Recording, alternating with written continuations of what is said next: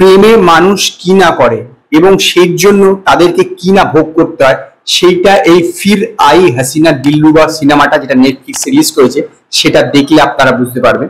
এর ফার্স্ট পার্টটা 2021 সালে রিলিজ করেছিল নেটফ্লিক্সে, সেটা বেশ হিট হয়েছিল। তো এইটা কিরকম হয়েছে দেখুন, এইটা দেখতে গেলে না এর আগের পার্টটা একটু দেখে নেওয়াটা জরুরি, কারণ এইটা হচ্ছে তার কন্টিনিউটি। তো এখানে দেখানো হচ্ছে যে বিক্রান্ত মাসি এবং তাপসী পান্নু এবার তারা আরেকটা শহরে চলে এসেছে এবং তারা আলাদা আলাদা থাকে কিন্তু লুকিয়ে লুকিয়ে দেখা করে এবং তারা প্ল্যান করছে যে একটা নকল পাসপোর্ট বানিয়ে থাইল্যান্ডে উড়ে যাবে। তো এর মধ্যে কি হয়েছে যে পুলিশ আছে না তাপসী পান্নুকে কিন্তু আস্তে আস্তে ফলো করা শুরু করছে এবং তার ফলে এরা জানতে পারছে যে তারা লুকিয়ে লুকিয়ে একে অপরের সঙ্গে দেখা করছে এবং তাদের ফোন ট্র্যাক করে, তাপসী পান্নুর ফোনটা ট্র্যাক করে কি করলো যে বিক্রান্ত মাসি যে ট্রাভেল এজেন্টের সঙ্গে মাধ্যমে এই পাসপোর্টের ব্যাপারটা করছিল তাকে ধরে ফেলে। এবার তারা দুইজনে প্রবলেমে পড়ে যায়। এবার তাপসী পান্নু ঠিক করে যে সে একটা প্ল্যান ঠিক করে, সেই প্ল্যানটা হচ্ছে যে সে এবার একটা বিয়ে করবে একজনকে, সেই যেই রোলটা করেছে হচ্ছে ভিকি কৌশলের ভাই সানি কৌশল, তো তাকে বিয়ে করবে এবং তারপর একটা প্ল্যান এক্সিকিউট করবে। তো কি সেই প্ল্যান, সেইটা হচ্ছে এই সিনেমাতে দেখানো হয়েছে। দেখুন এর আগের পার্টটা যদি আপনারা দেখে থাকেন, মানে সিজনে যেটা 2021 সালে রিলিজ হয়েছিল, সেটাও দেখবে শেষে একটা টুইস্ট ছিল। এখানেও কিন্তু একটা না বেশ কয়েকখানা টুইস্ট আছে এবং সেটা 1 ঘন্টার মাথা প্রথম যে টুইস্ট আছে সেটা বেশ খুব ভালো টুইস্ট এবং তারপরে আরো দুটো টুইস্ট আছে। তবে শেষের দিকে যে টুইস্টটা দেয় সেটা আমার কাছে অনেকটা বোকা বোকা মনে হয়েছে। এটা স্পয়লার হয়ে যেতে পারে, তবুও আমি বলছি যে একজন মানুষ অত উঁচু ঝর্ণার থেকে পড়ে যাচ্ছে, তারপরে বেঁচে যাচ্ছে, সাঁতরে চলে যাচ্ছে, ওই পারে উঠে যাচ্ছে, এইটা কিন্তু বিশ্বাসযোগ্য বিষয় না। শুধুমাত্র হিরো হিরোইনকে মিলাতে হবে বলে কিন্তু এটা করা হয়েছে, এই জিনিসটা কিন্তু আদৌ বিশ্বাসযোগ্য না।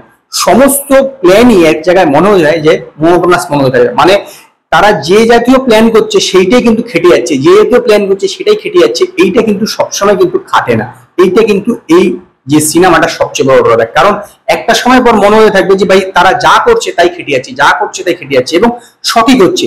কিছু অদ্ভুত অদ্ভুত জিনিস, মানে যেটা অবিশ্বাস্য জিনিস কাজ করছে সেটাও তাদের ক্ষেত্রে ঠিক হয়ে যাচ্ছে, এই জিনিসটা কিন্তু একদমই ঠিক হয়নি। এবং ওভারঅল যদি অ্যাক্টিং এর কথা বলেন, তাপসী পান্নুর অভিনয় দেখে আমার মনে হচ্ছিল না তারপরে অভিনয় করার ইচ্ছা নেই। রোমান্টিক সিন এখানে আছে, সেটা বিক্রান্ত মাসির সঙ্গে হোক বা সানি কৌশলের সঙ্গে, কোনো জায়গাতেই কিন্তু এই তাপসী পান্নুর এতটুকু ছাপ রাখতে পারেনি। বিক্রান্ত মাসি ঠিকঠাক আছে। সানি কৌশলের কথা হলো, সানি কৌশল কিন্তু বেশ ভালো অভিনয় করেছে। জিমি সেরেগালের মোটামুটি বিশেষ একটা পার্ট ছিল না, কিন্তু জিমি সেরেগাল নিজের জায়গায় ঠিকঠাক আছে। ওভারঅল বেশ একটা ইন্টারেস্টিং থ্রিলার, তবে শেষের দিকটায় আমার কাছে ঠিকঠাক মনে হয়নি। তবে হ্যাঁ, বেশ কিছু সিন আছে যেগুলো বেশ লেন্দি, যেমন জিমি সেরেগাল যখন তাপসী পান্নুকে ইন্টারোগেশন করবে সেই সিনটা প্রচুর লম্বা, অত লম্বা লম্বা সিন অনেক জায়গায় মনে হয়নি। এছাড়াও এই মূল যে সিনেমাটা না একটা রোমান্টিক ভাব আছে, তো রোমান্স গুলো না এখানে ভালো করে ওয়ার্ক করেনি। তার মূল কারণ হচ্ছে আমার মনে হয় তাপসী পান্নু ঠিকঠাক ভাবে অভিনয় করে বা নিজেকে ফুটিয়ে তুলতে পারেনি বলে। সেই জন্য কিন্তু আমার মনে হয় যে ভিকি কৌশল, সানি কৌশল বা বিক্রান্ত মাসির সঙ্গে তার যে রোমান্টিক সিনটা সেটা ফুটে ওঠেনি।